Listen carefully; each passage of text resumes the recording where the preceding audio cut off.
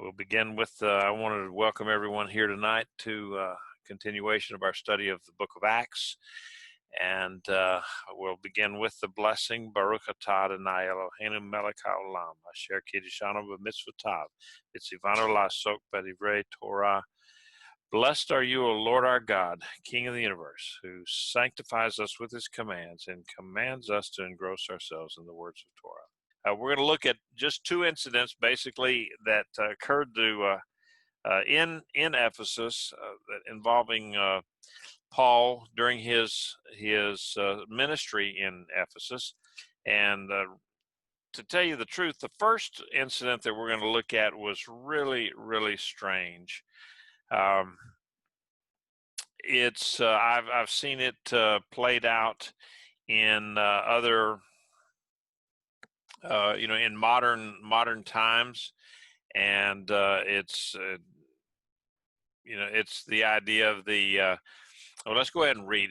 We'll just go ahead. Here's our timeline you can look at, and this is a picture of Paul's third missionary journey. So, he's right here in Ephesus, and so I mean he'd been there for like 3 years. And there again, a picture of where Ephesus is in comparison to Jerusalem, Caesarea, Antioch, where the Paul was really, that was the hub of the modern messianic, or the ancient messianic movement was Antioch, and then of course Rome up here. So then I got some pictures of, I had placed this one on previous class of Ephesus.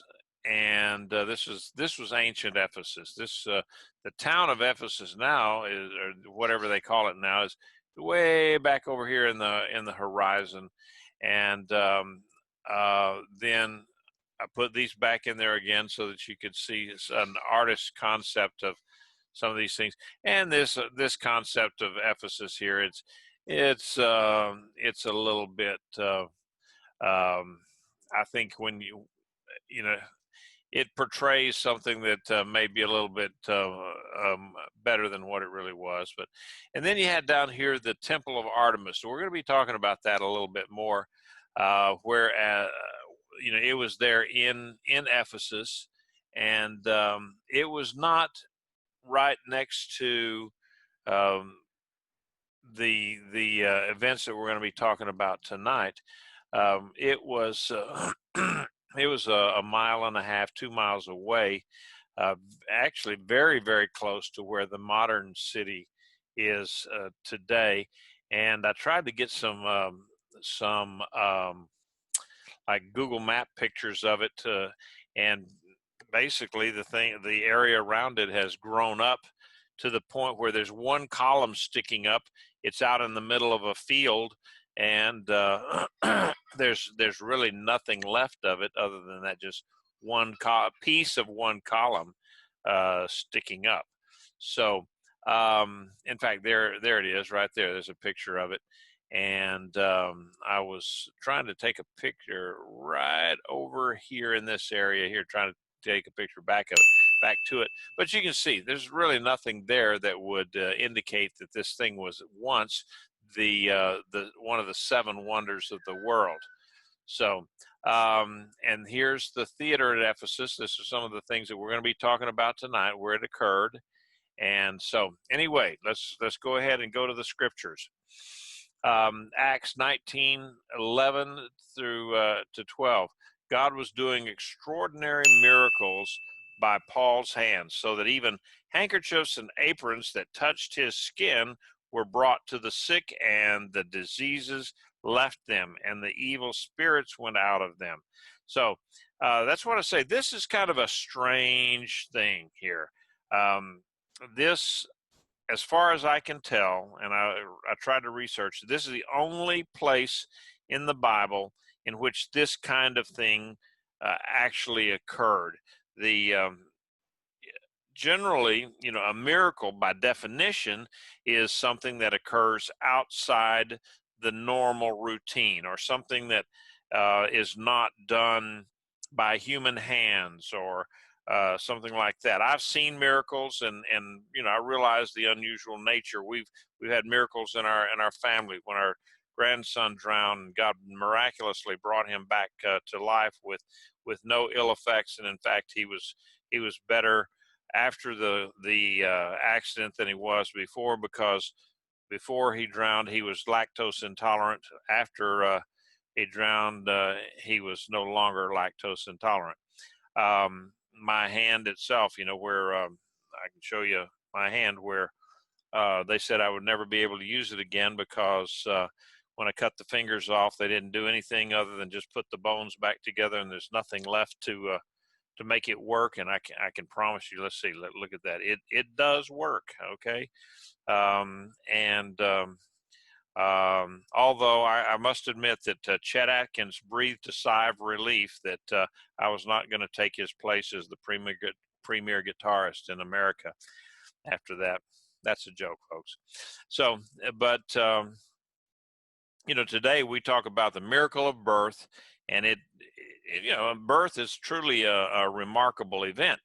But when one considers that thousands of babies are born every day, another baby in the world just that seems a bit routine. So Luke was evidently struck by this whole thing, the nature of the handkerchiefs and the aprons, and he called these extraordinary. And one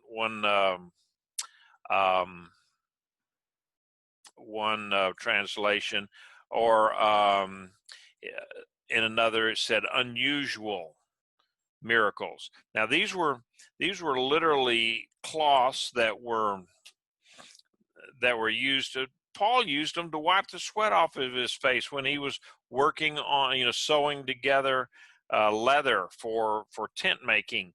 And it says it even had that it was aprons, and they say, well, he would have had some kind of an apron to cover up his regular clothes, so he wouldn't get those messed up. So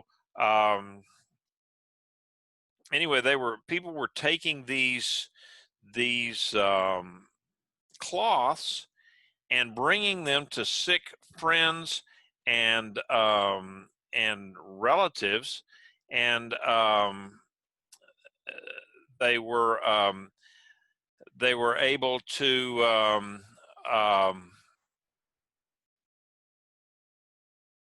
heal. I mean, they would bring them to people, and they would heal them. They would be healed from whatever disease they had. In fact, even demons would leave, and evil spirits would leave them from all of that. So it's really a strange thing to have. I've never seen anything. I've in modern days I've heard of these televangelists or something like that, and that they'll take some little hanky in, and they say, well, we'll pray over this hanky, we'll anoint it with oil, and for the meager price of $25 or $50 donation, we'll send it to you, and so that you can put it on your loved one, and they'll be healed of whatever. I've actually seen those kind of deals before, and I can't vouch for their effectiveness, but I know that this was the one and only time that this ever occurred in the Bible. And so I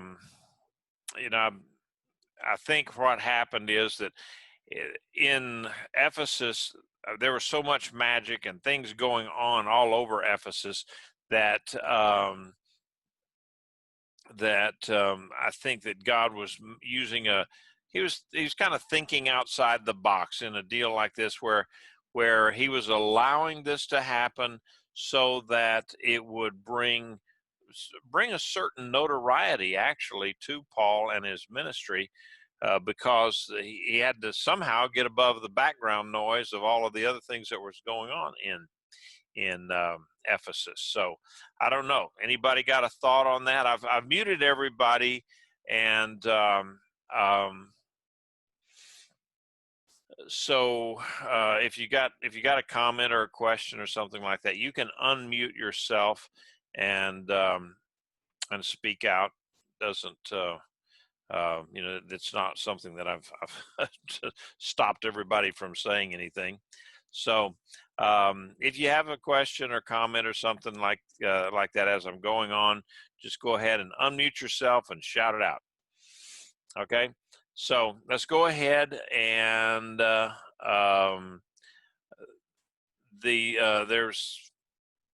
the next scriptures here.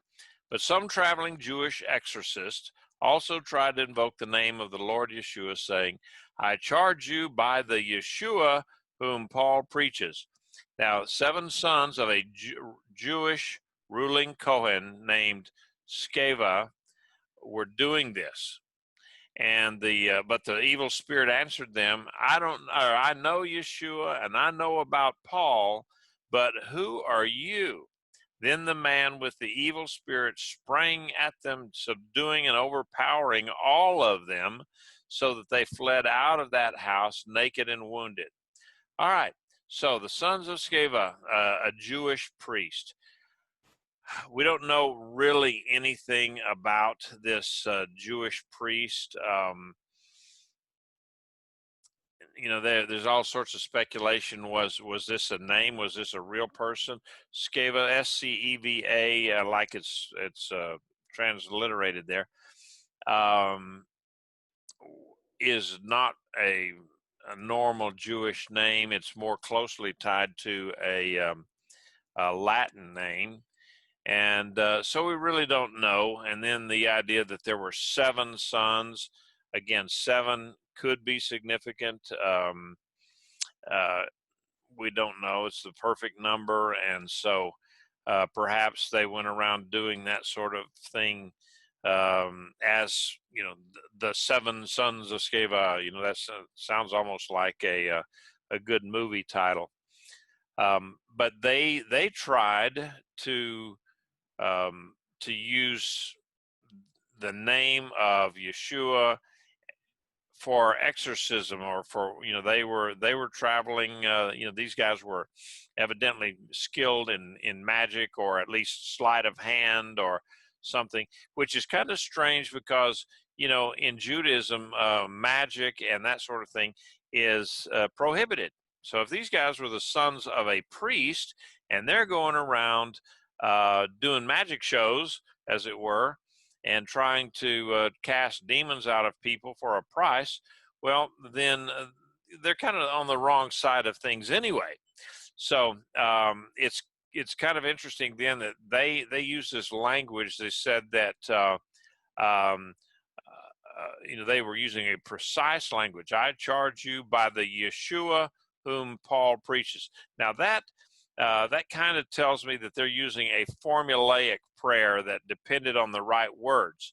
Now, this kind of reminds me of the character Ron Weasley in the Harry Potter movies.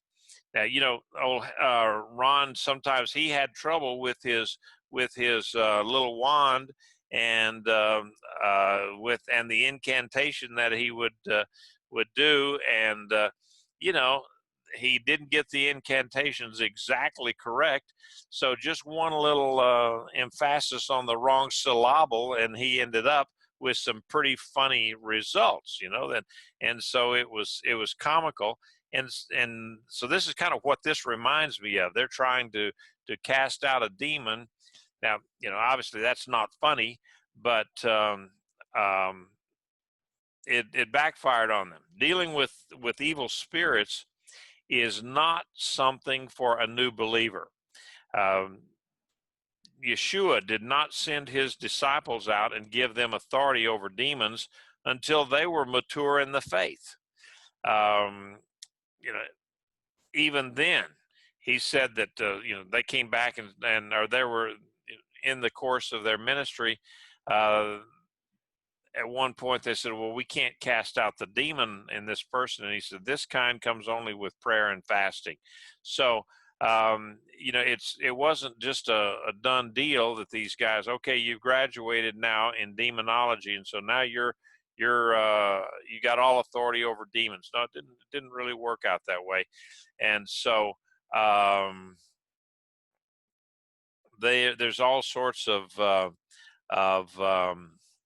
reasons why a new believer should never ever get uh, into trying to cast out demons. It's a problem even for an older, mature believer. If you've ever been in any kind of what they call deliverance ministry or something like that. So anyhow, in the case of the sons of Sceva, the demon spoke back to them through this possessed man, and he said that he knew about Paul and he knew Yeshua, but he didn't know them. And so then he proceeded to assault all the 7 brothers, beating them badly so that they escaped with just their lives. They lost their clothes and, as I assume, their dignity, and perhaps they lost their occupation. When people heard about these guys, oh yeah, you're the ones that tried to cast out the demons and ended up losing your shirt on that one. So it's just a straight that whole thing there is kind of a strange tale also. But there is some in the Testament of Solomon. It's a book called, and it's called a pseudepigrapha. It was a book written I think in 1st century, maybe 2nd century, under the name of the false name, the pseudepigrapha, a pen name, I guess, of Solomon the king. And so it's a story, a bunch of tales. Obviously, it was not included in canon. I mean, it didn't even make the cut for apocryphal books with the Catholic Church. So it was a little strange, but it did talk about controlling demons by invoking angels. And in one case, some guy had a problem, and so he went to King Solomon, and Solomon gave him a ring that was supposed to have a seal from one of the angels and from the archangel Michael, and so he was supposed to be able to take this, and he then could confront the demon that was making his finger hurt or diseased or whatever it was, and then he used that ring to subdue some other demons, and then once he gave it back, and then it the ring touched Beelzebub, the prince of all the demons, and then from that, then Solomon had control of all of the demons of the world, and through that he was able to get them to basically be slave labor and build the temple. So you can see why that one never made it into canon. But that was, that idea of angels and controlling demons and so forth and so on, it was out there in some corners of Judaism. So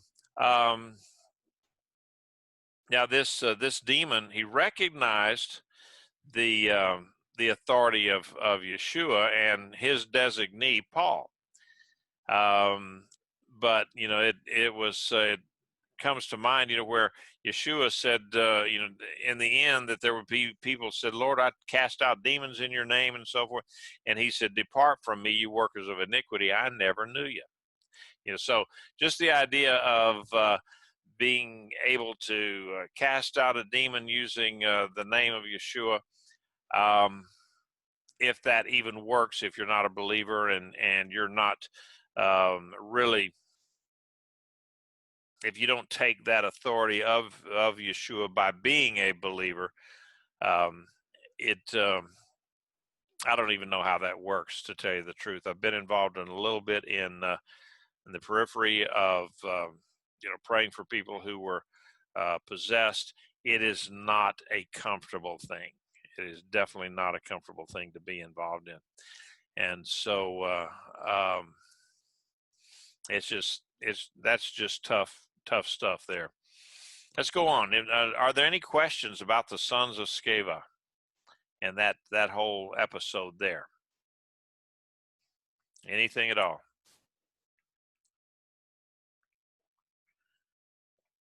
Okay.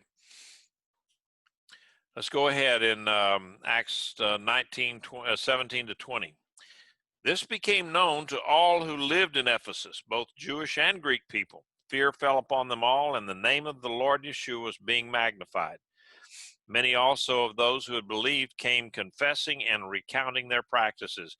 And many of those who practiced magic arts brought their books together in a heap, burning them before everyone. And they totaled the value of the books and found it to be about 50,000 pieces of silver. So the word of the Lord was growing in power, and it was not only growing in power, but it was prevailing. It was winning. So the result of all this was, these guys trying to imitate Paul, was that their humiliating experience became known all throughout Ephesus. I mean, both, Jews, Gentiles, everybody heard about this deal about 7 guys being beat up by one guy and then having to somehow run back home in their birthday suit. So it got around. That's just the kind of tale that would have been in the Ephesus Inquirer, and so everybody heard about it. But instead of being humorous, the Bible says that they were filled with fear. Now, Ephesus, remember, was a very superstitious city. I mean, everybody in there, it was just founded on superstition and sorcery, and it was very common in all levels of society. So when one demon possessed man decisively overpowers 7 men, I'm sure they all began to doubt that their little charms and their little icons and everything. Oh, well, I wonder if this would be effective, and so they were filled with fear. Now, the name of Yeshua was exalted in this thing, and it was put on even a higher plane, and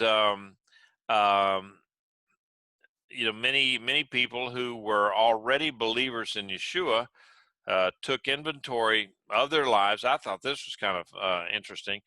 These guys, that says that people who were already believers, and they already believed that Yeshua was Lord. They went back and examined their lives again and said, "Whoa, you know what? I've got to do better. I can do better. I haven't.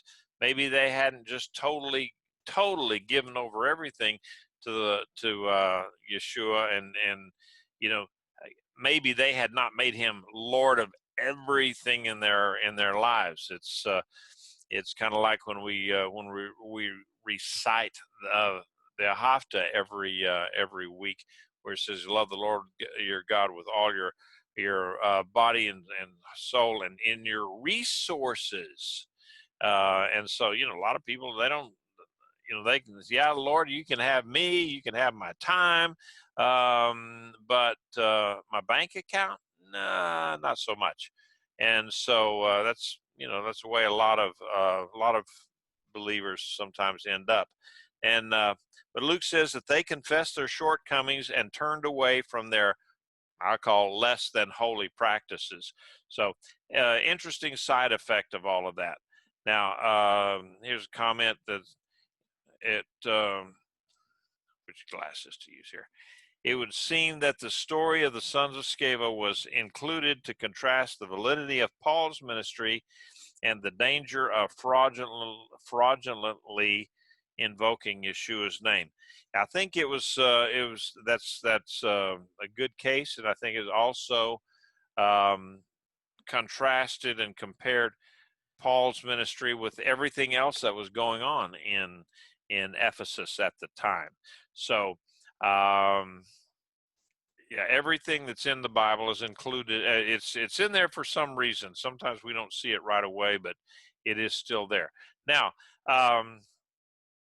said that those that practiced magic came together and burned their books. They did it publicly, and they estimated that the total value of all those books was 50,000 pieces of silver, or 50,000 drachmas, which was the coinage of the day, and there in Ephesus, and it was equivalent.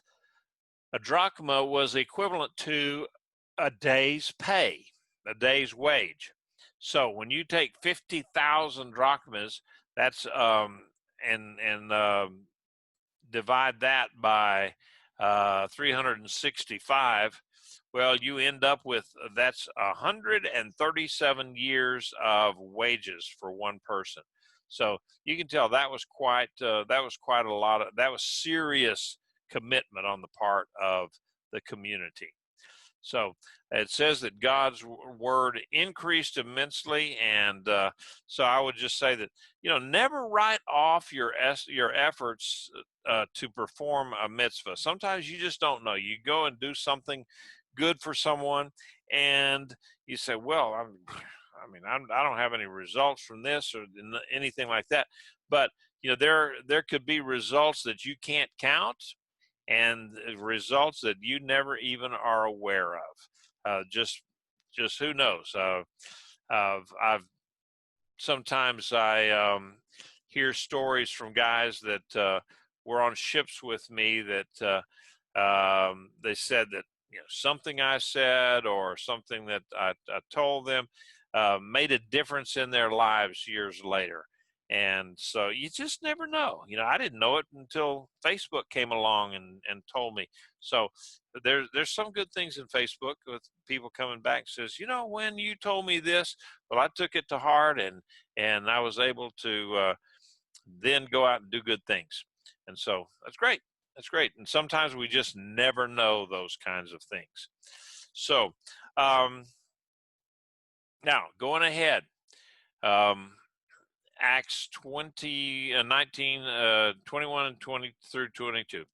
Now, after these things were accomplished, Paul resolved in the Ruach to go to Jerusalem after passing through Macedonia and Achaia. He saying, after I've been there, I must also see Rome.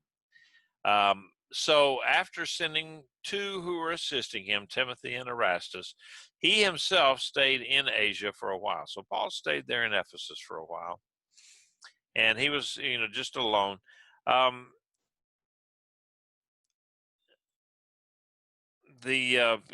had been in Ephesus for 3 years, and much of, there's a lot of things that had been accomplished by the hand of God working in Paul. The Ruach HaKodesh, the Holy Spirit, now in this case, either directed Paul or allowed Paul to go back to Macedonia and Achaia in a kind of a roundabout return to Jerusalem. So Paul kind of wanted to go back into these areas where they had already been kicked out and stoned and beat up, and that just attests the courage of Paul that he would go back to those places. And he also wanted to go to Rome. Evidently, it wasn't the right time. But, Paul had also talked about he wanted to go to Spain. So he was at a point in his life, says, look, I've pretty well done everything I can here in Ephesus, and I want to go out and do more. And so what a testimony for that guy, and, an example for us that, there's always more that we can do. And so the desire to go to Rome it may have been a personal thing, and maybe, maybe wasn't spirit directed at that time. We don't know, but we would, pretty much can see that. Okay, he didn't get to Rome that time, but later on, then he did get to Rome and was able to speak to governors and all sorts of things. So it was God's timing that he would get to Rome. So then going ahead. Around that time, there arose no small uproar concerning the way, for a man named Demetrius, a silversmith, a maker of silver shrines of Artemis, was providing no small amount of business to the craftsmen. Okay, this guy, okay, here's something I want to point out. This is concerning the way. All right, this is about the third time in the New Testament that the Messianic believers were called the way.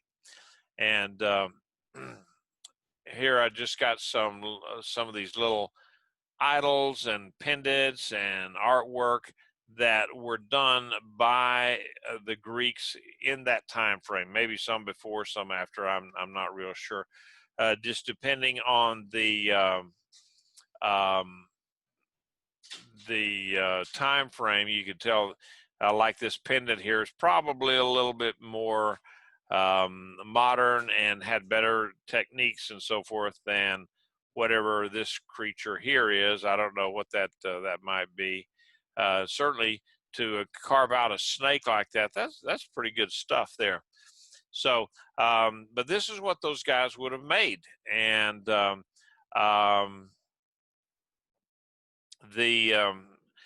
this turmoil in Ephesus, it was economics. It wasn't about religion. It was just economics. Now, there were two goddesses named Artemis. That they were very, very similar. As Artemis in Greek, or Diana in Latin or Rome, and that the Gentiles worshipped these. Whether now Artemis was strictly an Asia Minor phenomenon. Okay, it did not translate back over into Macedonia or the rest of Western Europe and so Eastern Europe and Western Europe, all that. Artemis pretty much stayed right there in Asia Minor, in Turkey, whereas Diana, the goddess, the huntress goddess, that was Roman, and it went all around, and a lot of people tried to combine the two of them because of a lot of similarities. One was the goddess of the hunt, usually pictured as a young woman carrying a bow, a hunting bow, and the other was a goddess portrayed as a woman with many breasts. The one with the many breasts was especially venerated in Ephesus. That was their major deity there, and some people have said that the Artemis Ephesia, which was the Artemis there in Ephesus, was not a fertility goddess, but was a goddess who aided women in childbirth. The worship of Diana of the Ephesians was, Diana or Artemis, was entirely Asian, not Greek. And although Greek colonists attempted to establish an identification with their own Artemis, because there were similarities between Diana and Artemis. Now, there are at least 33 other places of Artemis worship in the ancient world, but the temple in Ephesus was the chief worship center. That was the epicenter of Artemis worship. And a historian who wrote in the middle of the 2nd century claimed that the Artemis cult was the most widely followed one in all the ancient world. Now, I don't know how he makes that claim, but anyway, that was some historian of that day. The Temple of Diana in Ephesus was one of the 7 wonders of the ancient world. I've showed you the pictures of what it looks like today and what it looked like back then. Many historians believe that it was one of the most beautiful buildings ever built. It stood on the side of Mount Pion, about a mile northeast of the city, of the ancient city. Okay, and it was kind of down. It was not on a mountain. Okay, it was just down at the bottom of it, because if you look at the elevation where that was, it was. I think, if I'm not mistaken, the elevation there, it was only about 10 to 12 feet above sea level. And of course, the Aegean Sea was right there next to Ephesus. So it was not really way up on a high mountain or anything like that.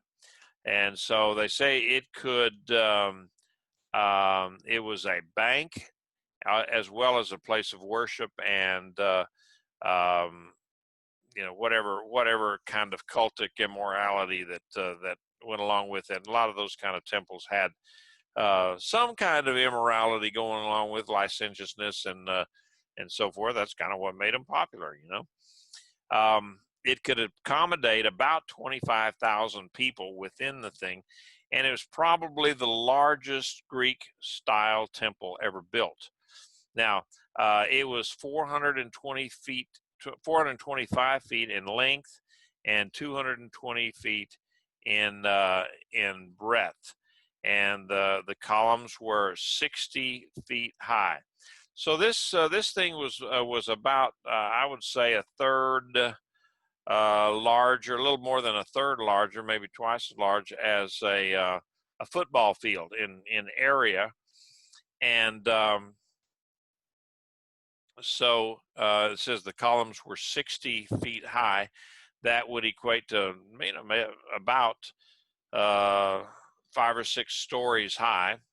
So it was not an inconsequential building. And there were 127 columns, and each one of these columns was a gift from some ancient king.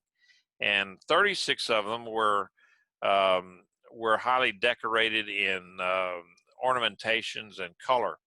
And they had folding doors, which were cypress, and it was roofed over. Part of it, part of the whole thing was roofed over with a cedar roof.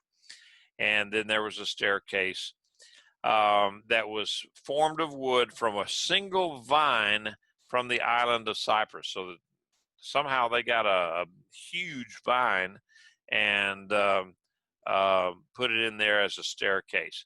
Now, the value of this temple and its import to Ephesus was increased because it was also a bank. It was a treasury, and so a lot of the wealth of the Western Asia Minor, was stored up in this temple. And so that's another reason, why it was so popular, because there was a lot of money there. Now, Ephesus had its share of earthquakes and so forth later on, and it was lost to history until it was actually discovered only in 1869, and then in 1965 they unearthed its main altar. So the temple's centerpiece was an object that resembled a woman with many breasts. It's the other objects that had been and that they said it was probably some kind of a meteorite, I guess. And then there was also a statue of it, and these things were, they had them at Troy and Pessinus and Enna and Emmaus. And so that just kind of gives you some background on the thing. And the silversmiths in Ephesus took Artemis as their patron saint, as it were, and they made miniature silver shrines. And let's see, I'm not sure if I can do this. Let me see if I can find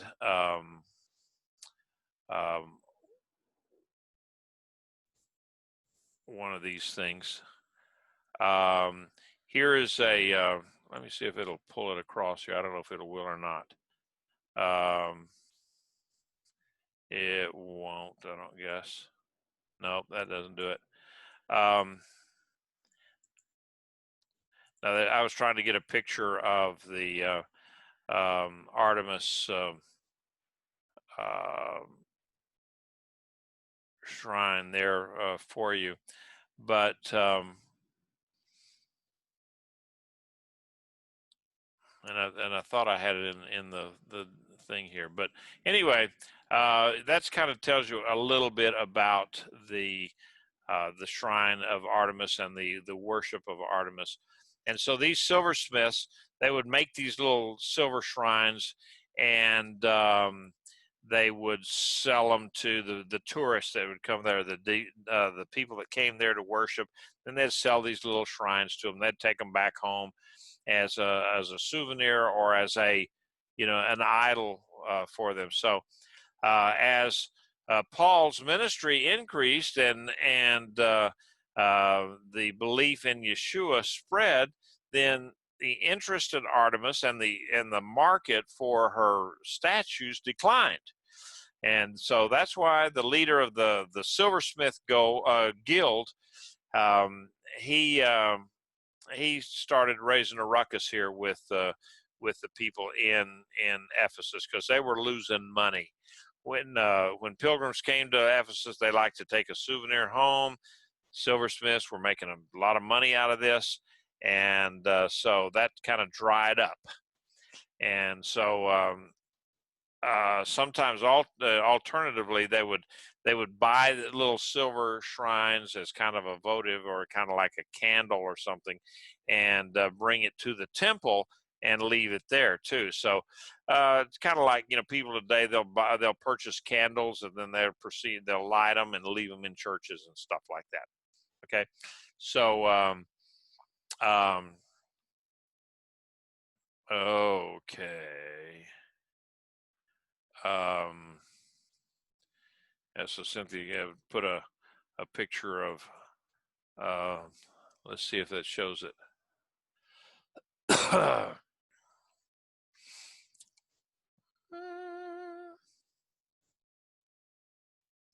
And let's see what that looks like. Yeah, there's a model of the temple of the. Okay, here's the picture of the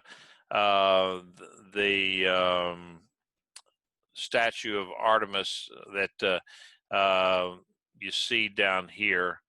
You can kind of see a picture of it like that. Here's another one over here. So it just, it's the idea of fertility maybe, and just good childbirth. So anyway, any comments so far? Comments or questions? All right, let's go ahead. Now he gathered these together along with those related occupations, said, men, you know that our wealth is from this business. You see and hear that not only in Ephesus, but all throughout Asia, Paul has perverted a considerable crowd, saying that handmade gods are not gods at all. Imagine that. Not only is there a danger that this trade of ours might come into disrepute, but also that the temple of the great goddess Artemis might be considered as nothing. She whom all Asia and the world worships might even be thrown down from her majesty. Okay, so this protest was basically, it was a testimony to the effectiveness of Paul's ministry in Ephesus, and actually all of Asia Minor. Demetrius probably walked. This is the way he probably walked along this road here. This is called the Arcadian Way, and you can see these columns on here.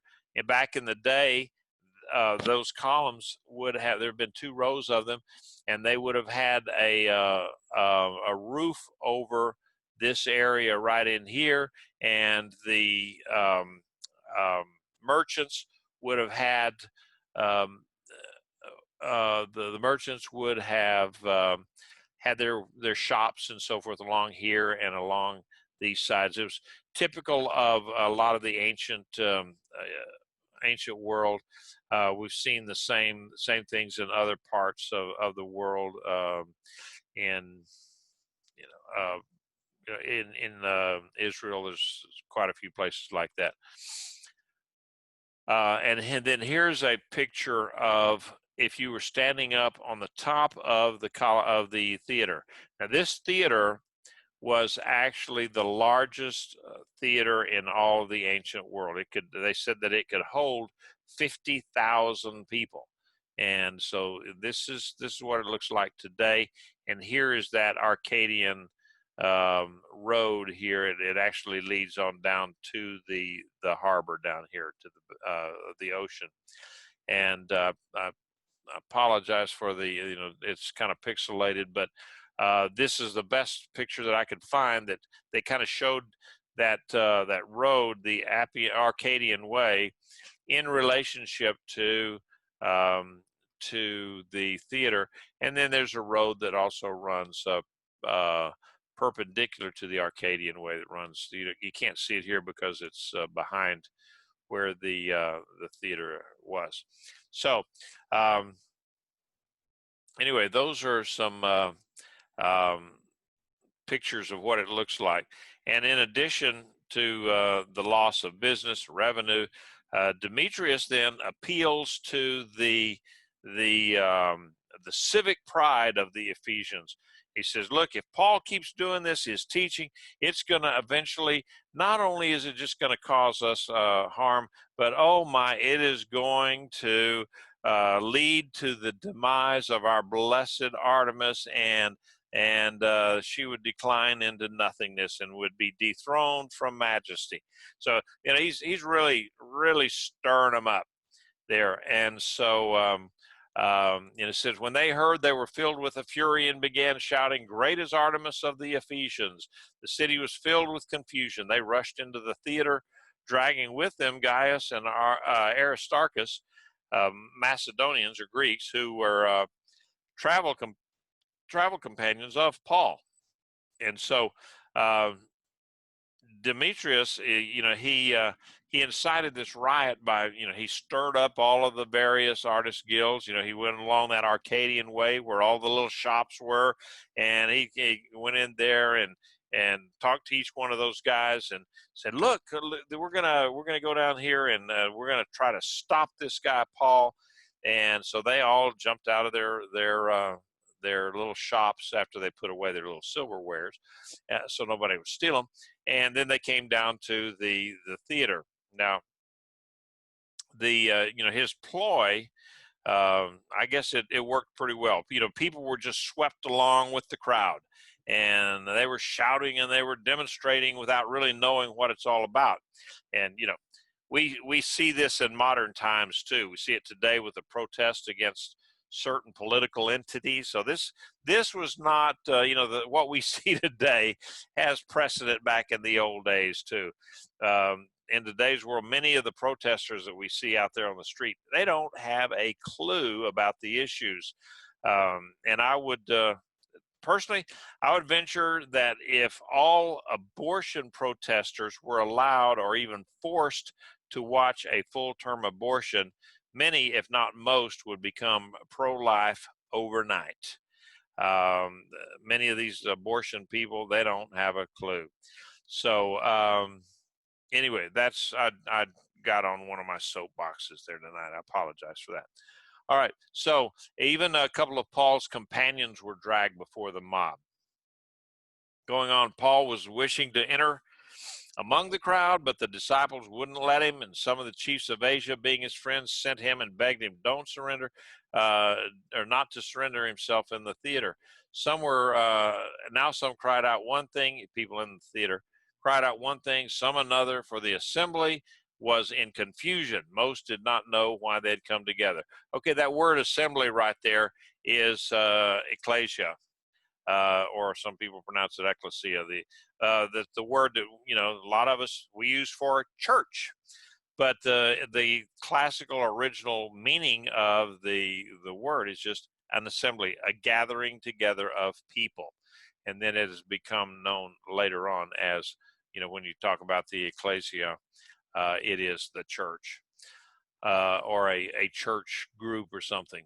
So, so Paul had, he had advice from his friends. They said, "Don't do it. Don't you do it," because Paul was, he saw this as an opportunity to go address the crowd. And wow, where would he ever have the opportunity to address thousands of people in Ephesus, in the theater, and so forth? And his friend said, "No, no, no, it's too ugly in there. Don't go in there." So he didn't go. Even the government officials had become friends with Paul over the last 3 years. He was not the silent evangelist. He went out and he did not have a low profile. And so a lot of the people, maybe they were, they may have not been believers as such, but they were definitely friendly to Paul. And again, Luke records the confusion of the crowd. Many didn't even know why they were there, but they just didn't want to miss a good show. I mean, it was boring that day. And so, yeah, let's come along and see what's happening. So then the crowd came in. They solicited Alexander, and the Jewish people put forward. Alexander motioned with his hand, and he wished to offer a defense to the crowd, but recognizing he was Jewish, for about 2 hours, they all shouted, they all with one voice cried out, "Great is Artemis of the Ephesians." So, that you say, well, how could they say, "Great is Artemis of the Ephesians"? Great is Artemis of well, have you ever been around some of these protests, and they say, "What do we want?" Whatever, freedom. When do we want it? Now. What do we want? Freedom. What do we want? Now. That sort of stuff, and it goes on and on and on till it just gives you a headache. And so it could happen. Now Alexander, he was not a believing. I think that he was a Hellenistic, non-believing Jew. Okay, and he probably wanted to get up there and say, "Okay, guys, Paul, he's a Jew, but he's not one of us. We're completely different from him. He's one of those Messianic Jews. We're real Jews." And but probably he he got shouted down because all the people looked and they could see, okay, he's a Jew, Paul's a Jew, out, and so they shouted him out real quick.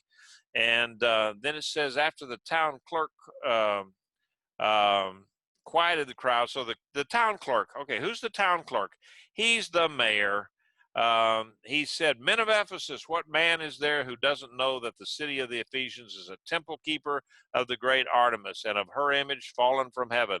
Since these things are undeniable, you must be calm and do nothing reckless, for you have brought these men here who are neither sacrilegious nor revilers of our goddess." So the town clerk was the equivalent of a mayor, and he was the one that was responsible for what goes on in the city. And a lot of times, if your city got riotous and unruly and everything, the Romans would come in, and it did not go well for you. So anyway, he's trying to calm everybody down. So he had 4 points, and so the 4 points that he had were that okay, there's no danger whatsoever that people would conclude that Artemis was a goddess made with hands. Nobody's going to conclude that just because these guys said it. Everybody knows that her image was fallen from heaven in this meteorite. So don't do anything rash. That's good advice. The town clerk was not a believer, but he was wise and a diplomatic guy. Okay, there's the picture of Artemis. I knew I had it in there someplace. Okay, now this is not the one that they said fell from the sky. There was a so-called a meteor or something that was bumpy, and it had all sorts of bumps on it. So anyway, this is their rendition of it, and okay, this is one that's kind of been restored or something, because look there, she's got actually has hands and a nose. All right, and this one doesn't have hands, and doesn't have a nose. I don't know why that is, but that's, oh, and this one's got toes, and that one doesn't have toes. So yeah, this was a little bit better shape than the other. But he goes ahead, and second of all, he says uh, Gaius and Aristarchus they've done nothing that's worthy of punishment, and they haven't damaged anything. They haven't spoken against Artemis, and they didn't rob temples or do anything blasphemous. And so these are the things that they would accuse, especially against Jews, including Messianic Jews in antiquity. So he says they didn't do any of that stuff. And then so he goes ahead. If Demetrius and the craftsmen with him have a complaint against anyone, the courts are open and there are proconsuls. Let them accuse them. But if you seek anything further, it will be settled in a lawful assembly. It will be, and for we are in danger of being charged with rioting today, there being no reason which we are able to give to justify this mob. So upon saying this, he dismissed the assembly. So evidently this mayor is a pretty good speaker, and he convinced everybody to just cool their jets and not do anything really rash. Again, because if they were unruly and it disrupted stuff, the Romans would come down really, really hard on people. So that was the Romans liked to keep everybody civil, as it were, or under the boot. So, and just think about it. They'd been at this for all day long. Instead of talking about Artemis, they were probably going, Artemis, Artemis. They were tired. And so he got them to go back home. So his third point was, if Demetrius and his fellow craftsmen they had a complaint against the way, the believers, they should handle it in a court of law, the legal way, and do it that way.